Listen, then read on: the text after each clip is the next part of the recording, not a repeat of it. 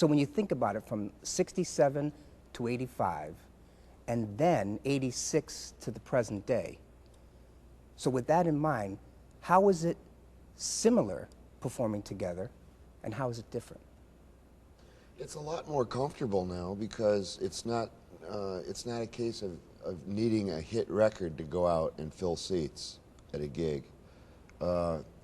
This music, it's music that doesn't want to go away, and these fans keep coming back, and they keep wanting to feed on this, and it's a tribute to the music. We, of course, never would have thought for a moment that this music would have been ageless, and it's become a legend thing. You know, Chicago is by virtue of this timelessness able to work as long as we want to work, apparently. And we look out at a crowd and we see 3 and 4 generations.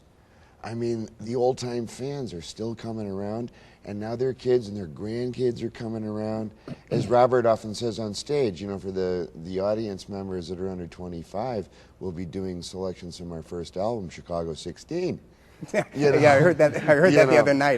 Good point. And these kids, you know, they go home and they discover in this whole stack of vinyl, CTA, Chicago 2, 3, etc., and they put 2 and 2 together, they realize that their folks are listening to the same band. Jimmy, how's it different? There are different circumstances now than there were. We're not the flavor of the month, as it were, anymore. We're not playing stadiums and stuff like that we used to do, and you know, needing security to keep women from scaling buildings to get to us. I mean, those days they were... They can't get up the walls now. They We gotta can't, help them up the walls. Yeah. They put extra springs in their walkers. That's right. You know, it's become more comfortable. We're a lot more of an oiled machine, as it were. We have finely tuned. You know, finely tuned, and we have a veteran crew. We're more in control of the business, you know, if there is such a thing. Yeah, you have your hands of our around destiny. it more. You have your hands yeah, around it. yeah. Well, we that used to be kept isolated from that, you know. Okay, you guys just worry about the music, let us worry about the business. But you have to be aware of your destiny and your, you know, your business, because that's what it's your livelihood. Walt, I don't want you to be I think we're just getting good, to tell you the truth. We're just reaching a halfway point. I mean, my dad was a trumpet player in 2 bands till he was 86. He says, you can play as long as you want, you know, and you'll be learning the whole time. And I think we've reached a point, not that it's ever comfortable with either writing songs, performing on stage, and if it is, you're doing something that you're going to be going backwards instead of forwards. But we've learned so much, and we know how to go forward, that it's exciting to realize that if you look back 10 years ago, that with this learning curve, this performing curve, writing music, recording music, the curve has been going up, and that's exciting.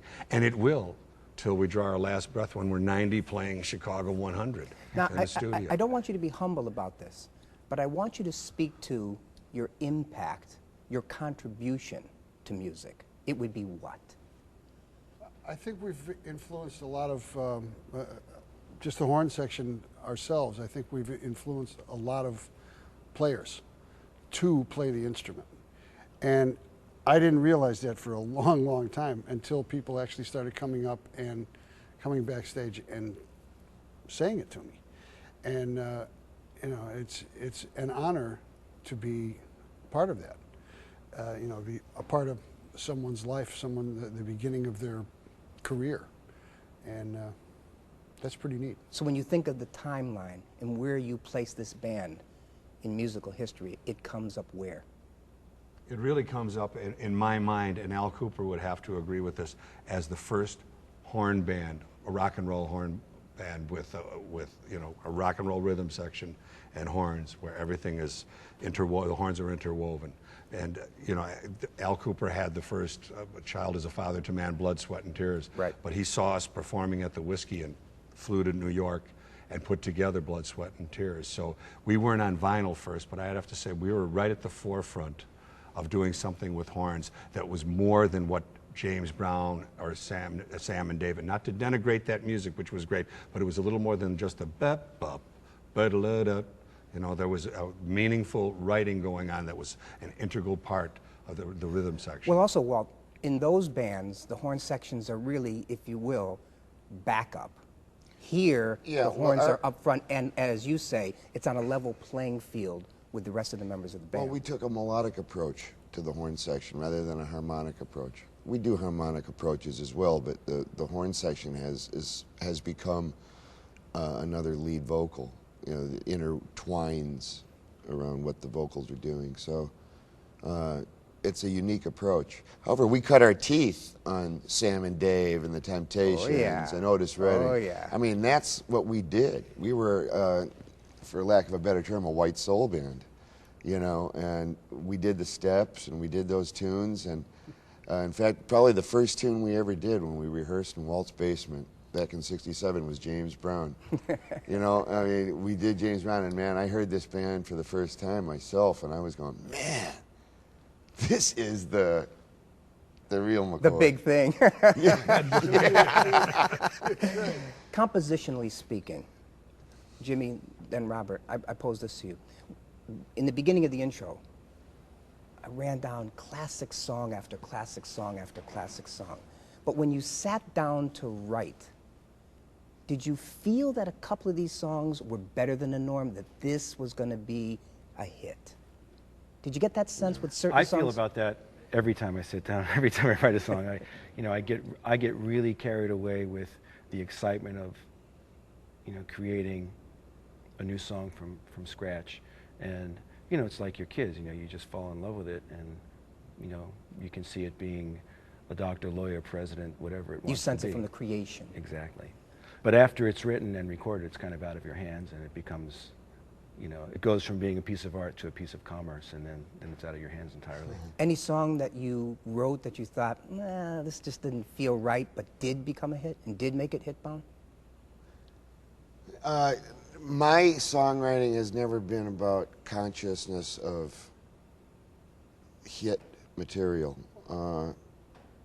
When I write, which is a constant process, it is for Robert, it is for most of us, inspiration is a fleeting thing. It can happen when you least expect it, and sometimes you don't have a way of writing it down, and that can be probably the ultimate frustration, is some of your best ideas are here and gone forever. So hopefully you're in a position of being able to write it down or run to a piano or whatever.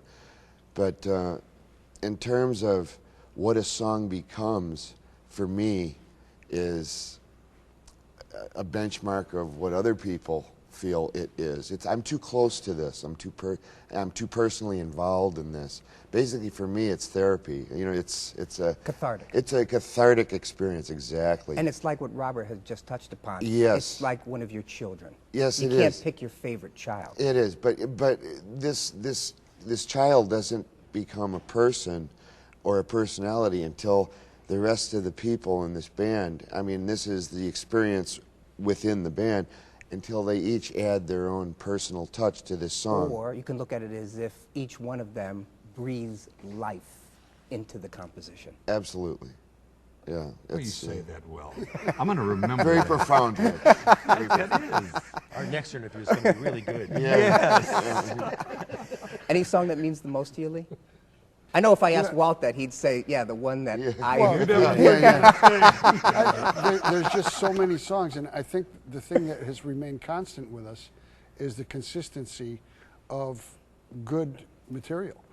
And I love that each one of the songs that comes up, you can't just, you know, from night to night, not prepare and just go up there, yeah, I think I'll just play that song now, you know, the ballet, no problem. The songs are intricate enough and difficult enough musically where you have to put some effort in. So to pick a favorite song, the whole body is worth playing. Got to get him to run for office.